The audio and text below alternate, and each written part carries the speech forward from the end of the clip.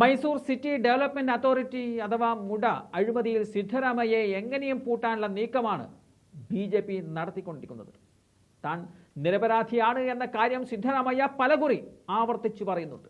മാത്രമല്ല അതൊക്കെ നിയമപരമായി തന്നെ താൻ നേരിടുമെന്നും സിദ്ധരാമയ്യ പറയുന്നുണ്ട്. ഗവർണറുടെ നടപടി രാഷ്ട്രീയ പ്രേരിതമാണ്. ഈ നീക്കം പ്രതീക്ഷിച്ചിരുന്നു.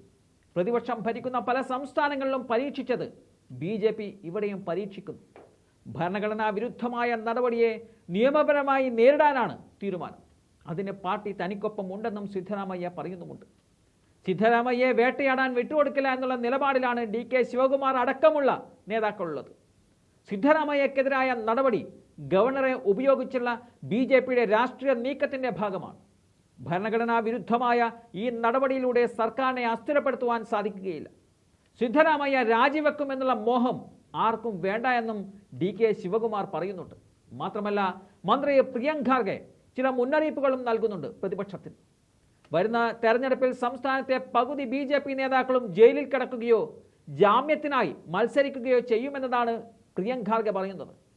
കഴിഞ്ഞ BJP സർക്കാരിൻ്റെ അഴിമതിയെക്കുറിച്ചുള്ള അന്വേഷണം നടന്നുകൊണ്ടിരിക്കുകയാണ്. കഴിഞ്ഞ സർക്കാരിൻ്റെ കാലത്ത് ഒട്ടേറെ ക്രമക്കേടുകൾ നടന്നതായി ആരോപണം ഉയർന്നിട്ടുമുണ്ട്.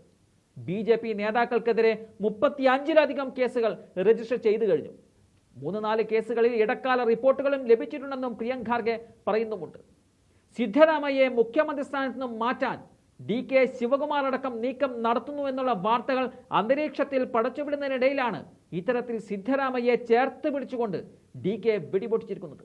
എന്തായാലും സിദ്ധരാമയ്യയെ പണിയാൻ വന്ന BJPക്ക് തിരിച്ചു കിട്ടാൻ പോകുന്നത് ഒരു ഒന്നൊന്നര പണി തന്നെയാണ്. അതിൻ്റെ സൂചനകൾ തന്നെയാണ് ഇപ്പോൾ പ്രിയങ്ക് ഖാർഗെയുടെ വാക്കുകൾ ഉള്ളത്.